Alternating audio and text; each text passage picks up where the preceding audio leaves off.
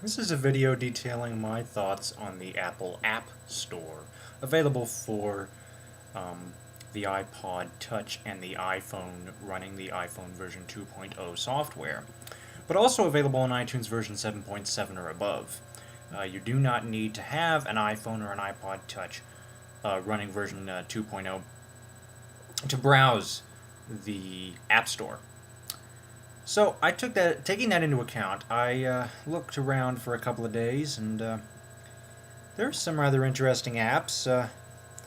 I might decide to get WeatherBug Mobile, um, because it seems to be far more advanced than the built-in Notes app. At the same time, there are some applications that I wonder why they exist. Mainly, several of them have the same name, so you wonder, how are they different? And I didn't bother to look those up because those are not very useful to me. Basically, my dream application for the iPod Touch would be a mini office suite, a mini iWork.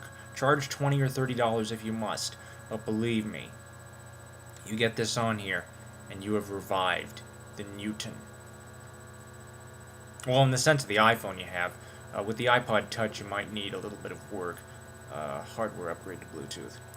But at the same time, there are some apps that I wasn't, some apps I was wondering why, some apps that looked good, some apps that that made me laugh out loud. For example, I am in the App Store as we speak, and one of the applications that I found was simply called Moo. I'm not kidding. It literally says Moo. And if we go over here to the description, excuse me. Remember those old toys? You'd turn them upside down and they'd make a mooing sound. Flip them again, another moo. What's old is new again. Basically, what it is you rotate your iPod Touch or your iPhone around, and it moves. I think it makes other sounds too, but the main thing is the moo. Anyway, what really got me was this. Listen to this. Turn your sound on. Muted iPhones do not moo. Turn the iPhone glass down, and then up, and then glass up. Moo. Jeez. Let's go back here.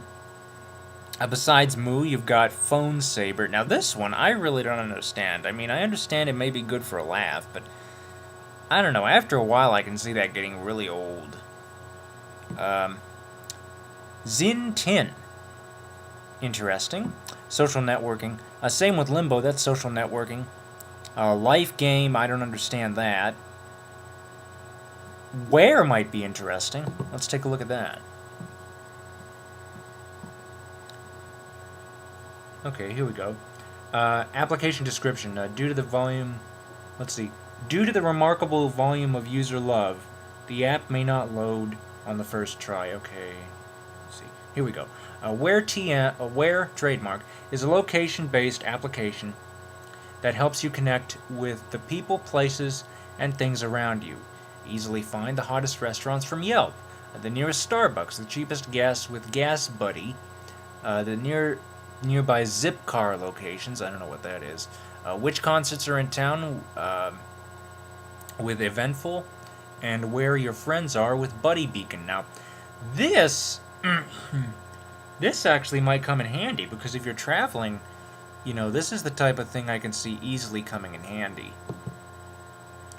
On the other hand, if we go back, let's see, Light. I already have something called iLightBulb. It's a web app. But if we go back here, let's see, To Do, that would be good. That's a task manager. Let's go back, provided I can find my back button.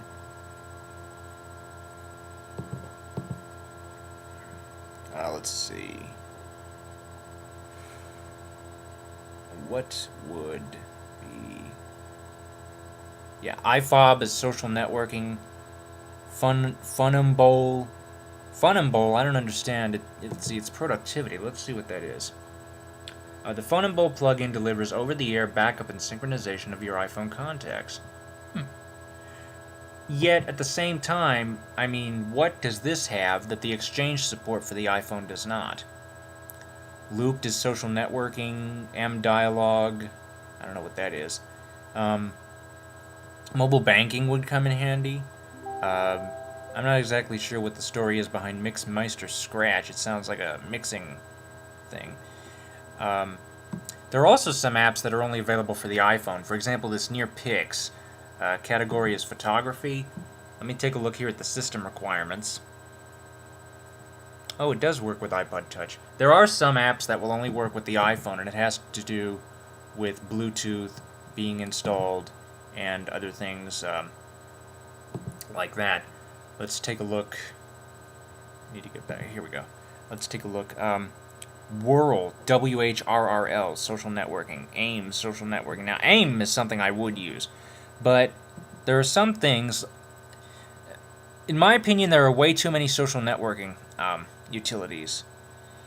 I mean, MySpace is nice, but why do we have to have another full dozen others? Because I've already joined like half a dozen or so over the past several years, and they've gotten overwhelming to the point where I don't even go on most of them anymore.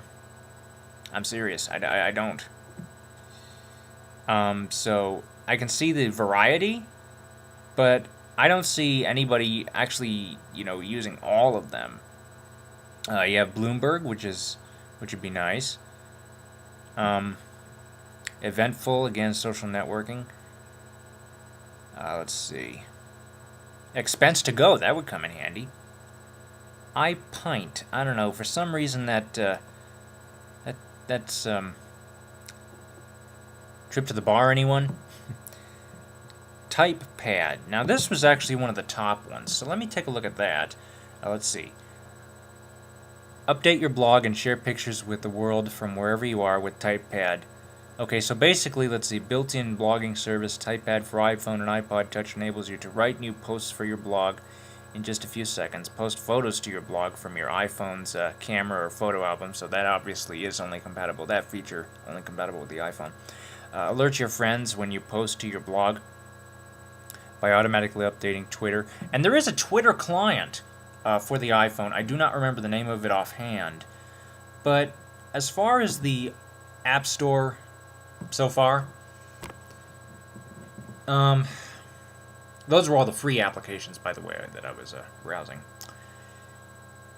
The idea is fantastic. I love the idea. I love the idea of free apps.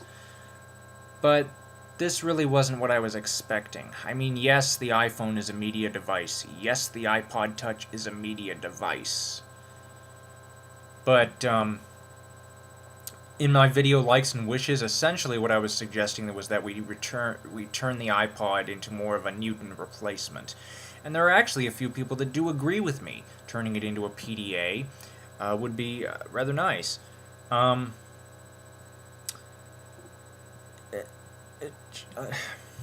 The App Store is really nice, take a look around, see what you want. But at the same time, I think it's a little bit overwhelming. There are so many choices, you don't know which to make. Some are good, some are bad, some are nuts, As far as my personal thoughts on the App Store, let me put it this way. Until they give me a word processor, I'm not going to buy anything. I'm not even going to upgrade unless there becomes a major software improvement in terms of utility and stability for the iPod Touch. Until they give me that word processor, I am not upgrading. Period. So yeah, take a look around. If you have even if you don't have an iPhone or iPod Touch running the software, as long as you have iTunes version 7.7 or above, you will be able to take a look at it. It should be right as soon as you enter the store. There should be a section to go into the excuse me, the store. Take a look around. You might find something you like. So the store is great, but until they have a word processor, I'm not buying. Thank you for watching and have a nice evening. Comments are welcome. Text and video response.